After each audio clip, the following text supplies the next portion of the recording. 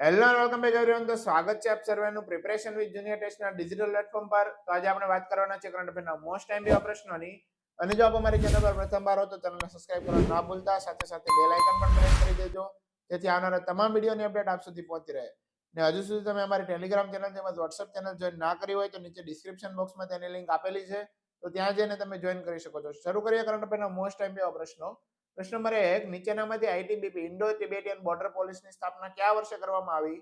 તો આપણો સાચો જવાબ છે ઓપ્શન સી 1962. પ્રશ્ન નંબર 2, નીચેનામાંથી નોમાડિક એલિફન્ટ યુદ્ધાભ્યાસ ભારત અને બીજા કયા દેશ સાથે કરવામાં આવે છે? તો આપણો સાચો જવાબ છે ઓપ્શન એ મોંગોલિયા. પ્રશ્ન નંબર 3, હાલમાં ચર્ચિત ગુજરાતના ભાવનગર જિલ્લામાં કયા તાલુકામાં ભવાની તળાવ આવેલું છે? તો આપણો સાચો જવાબ છે ઓપ્શન સી પાલીતાણા. પ્રશ્ન નંબર 4, સુશ્રી આહિકા મુખર્જી કઈ રમત સાથે સંકળાયેલ છે? તો આપણો સાચો જવાબ છે ઓપ્શન બી ટેબલ ટેનિસ. પ્રશ્ન નંબર 5, નીચેનામાંથી માકા ટ્રોફી કઈ યુનિવર્સિટીને મળી છે? તો આપણો સાચો જવાબ છે option D Guru Nanak university. પ્રશ્ન નંબર 6, એનસીએપી કેટલા ટનના વાહનોનું સેફ્ટી અને ક્વોલિટી રેટિંગ પરીક્ષણ કરી શકે? તો આપણો સાચો જવાબ છે ઓપ્શન ડી 3.5 ટન. પ્રશ્ન નંબર 7, વિશ્વના સૌથી નાના ફેંગ દેડકાની પ્રજાતિ ક્યાંથી મળી આવી છે? તો આપણો સાચો જવાબ છે ઓપ્શન એ ઇન્ડોનેશિયા. પ્રશ્ન નંબર 8, તાજેતરમાં કયા દેશની ઇન્ડિયા મેલો ગુફામાં પ્રાગ ઐતિહાસિક રોક આર્ટ ડ્રોઈંગ્સ મળી આવ્યા છે? તો આપણો સાચો જવાબ છે ઓપ્શન બી માડાગાસ્કર. પ્રશ્ન નંબર 9, વિનોદ જોશીની કઈ કૃતિને સાહિત્ય અકાદમી પુરસ્કાર પ્રાપ્ત થયો છે? આપણો સાચો જવાબ છે ઓપ્શન સી શેરંદી. પ્રશ્ન નંબર 10, હિન્દી ભાષામાં સાહિત્ય અકાદમી પુરસ્કાર કઈ કૃતિ માટે મળ્યો છે? તો આપણો સાચો જવાબ છે ઓપ્શન એ નવલકથા. પ્રશ્ન નંબર 11, નીચેનામાંથી અંગ્રેજી સાહિત્ય અકાદમી પુરસ્કાર કોને આપવામાં આવ્યો? તો આપણો સાચો જવાબ છે ઓપ્શન સી નીલમ શરણ ગોર. પ્રશ્ન નંબર 12, નીચેનામાંથી શંકર મુરલી કઈ રમત સાથે સંકળાયેલ છે? તો આપણો સાચો જવાબ છે ઓપ્શન ડી લાંબી કૂદ. પ્રશ્ન નંબર 13, નીચેનામાંથી શરીરનું અસ્થિતંત્ર અને તેના બંધારણના અભ્યાસને શું કહેવામાં આવે છે?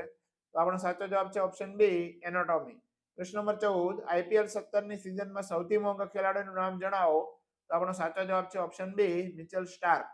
પ્રશ્ન નંબર 15, સાહિત્ય અકાદમી પુરસ્કાર 2023 છેલ્લા કેટલા વર્ષોનું સાહિત્ય કાર્ય ધ્યાનમાં રાખીને અપાયો છે? તો આપણો સાચો જવાબ છે ઓપ્શન એ 5. પ્રશ્ન નંબર 16, તાજેતરમાં કયા રાજ્યના મુખ્યમંત્રીએ ડોર સ્ટેપ સર્વિસ માટેની યોજના શરૂ કરી છે? તો આપણો સાચો જવાબ છે ઓપ્શન બી પંજાબ. પ્રશ્ન નંબર 17, કેન્દ્રીય મંત્રીમંડળ દ્વારા હાલમાં સીઆરપીસી એક્ટના કેટલી કલમો ઉમેરવામાં આવી? તો આપણો સાચો જવાબ છે ઓપ્શન ડી 531.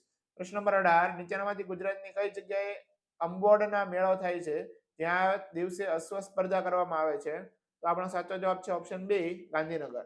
પ્રશ્ન નંબર 19, ગુજરાતમાં હાલમાં કુલ કેટલા પોર્ટ છે? તો આપણો સાચો જવાબ છે ઓપ્શન ડી 49. પ્રશ્ન નંબર 20, નીચેનામાંથી શ્રી શંકર એમ કઈ રમત સાથે સંકળાયેલ છે? તો આપણો સાચો જવાબ છે ઓપ્શન એ એથ્લેટિક્સ. જો મિત્રો તમને વિડીયો પસંદ આવ્યો હોય તો લાઈક શેર અને સબસ્ક્રાઇબ કરવાનું ના ભૂલતા. ફરીથી મળીશું આવા જ વિડીયો સાથે. ત્યાં સુધી જય હિન્દ, વંદે માતરમ.